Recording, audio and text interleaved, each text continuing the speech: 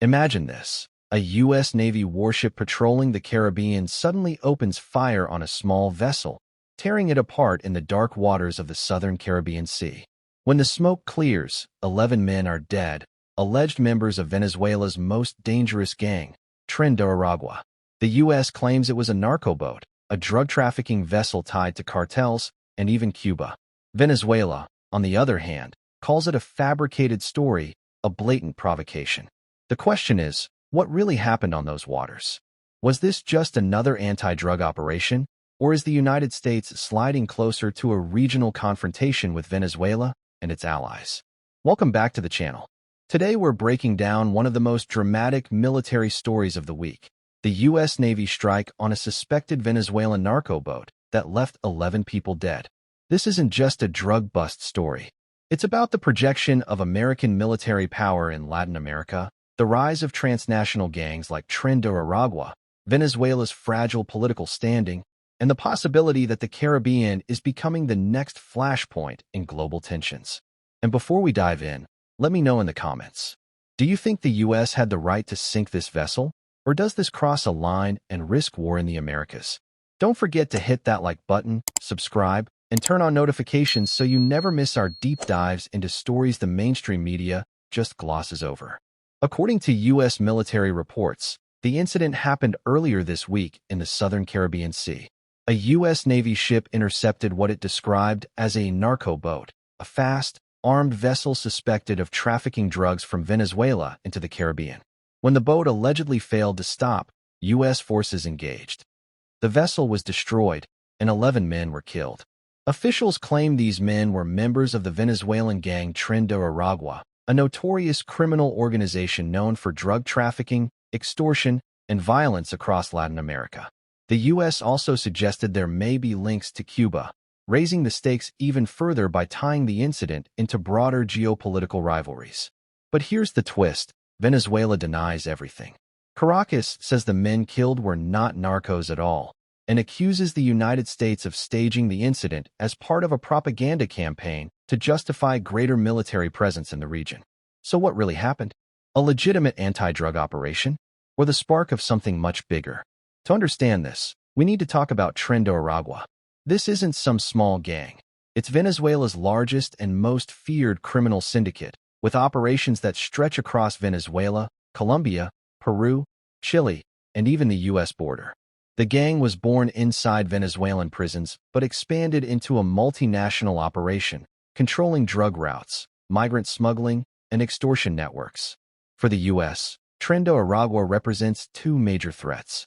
1. Drug trafficking into the Caribbean and North America, feeding the U.S. opioid and cocaine crisis. 2. Cross-border instability, as the gang exploits migration flows in weak states across Latin America. So when the U.S. claims it targeted Tren de Aragua, it's not just about drugs. It's about containing a transnational criminal empire. But here's where things get complicated. Gangs like Tren de Aragua often blur the line between crime and politics. They have ties to corrupt officials, and some analysts even argue that elements within the Venezuelan government benefit from their operations. Which brings us back to the big question. Did the U.S. really take down a narco boat? Or did it just kill 11 Venezuelans in disputed waters, creating a new international crisis? This is where the story explodes beyond the immediate clash at sea. The U.S. has long accused Venezuela of being a narco state, using criminal gangs and drug routes as tools of influence. By framing this as a victory against Tren de Aragua, the U.S. not only shows force, it sends a message: America will act unilaterally in its own backyard. But Venezuela's denial flips the script. Caracas calls it an act of aggression. And if Cuba is even remotely tied to the story, as the U.S. suggested, that drags in a whole new set of regional dynamics. Think about it. Cuba, Venezuela, and even Russia and China have been tightening ties in the Americas. Meanwhile, the U.S. is flexing military muscle in the same waters. Does this sound like just a drug war, or the seeds of a proxy conflict in the Western Hemisphere? Let me know what you think in the comments. Could incidents like this be the start of a much larger confrontation between the U.S. and its regional rivals? Or is it just the usual war on drugs narrative we've seen for decades? If this all feels familiar, that's because it is. The U.S. has a long history of military interventions in Latin America, often justified under the banner of fighting drugs or defending democracy. Think back to the 1989 U.S. invasion of Panama to remove Manuel Noriega, justified by his role in drug trafficking. Countless DEA-led operations in Colombia, where the U.S. spent billions trying to dismantle cartels. Even the Cold War, when drug trafficking and communism were sometimes intertwined in U.S. rhetoric. The point is, the Caribbean has always been a stage for American military and political power plays. This latest strike may fit into that larger pattern, raising the stakes not just for narco gangs, but for sovereignty and power in Latin America. So where does this leave us? On one hand, the U.S. claims a successful operation against a criminal gang. On the other, Venezuela sees an unprovoked attack. And somewhere in between lies the truth. But the real question is, what comes next? Will the U.S. expand naval patrols in the Caribbean? Will Venezuela retaliate diplomatically, or even militarily? And most importantly, are we seeing the early sparks of a regional conflict, one that could drag in Cuba, maybe even Russia or China, against U.S. interests in the Americas? This is no longer just about drugs. It's about power, influence, and control of the hemisphere. So what do you think?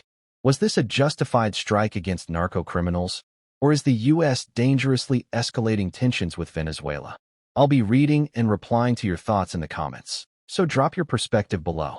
If you found this breakdown valuable, make sure you smash that like button, subscribe, and turn on notifications so you don't miss our next deep dive into the stories that shape our world. Until next time, stay curious, stay informed, and keep questioning the headlines.